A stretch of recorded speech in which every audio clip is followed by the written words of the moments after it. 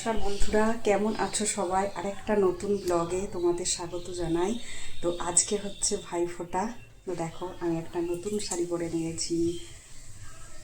ভাইফোঁটা বলে কথা, নতুন শাড়ি তো পরতেই হবে বলো। তো এখন আমি যাব বাপের বাড়ি। তো চলো, আবার তোমাদের সাথে পরে দেখা হচ্ছে। আশা করছি তোমাদের ভিডিওটা খুবই ভালো লাগবে।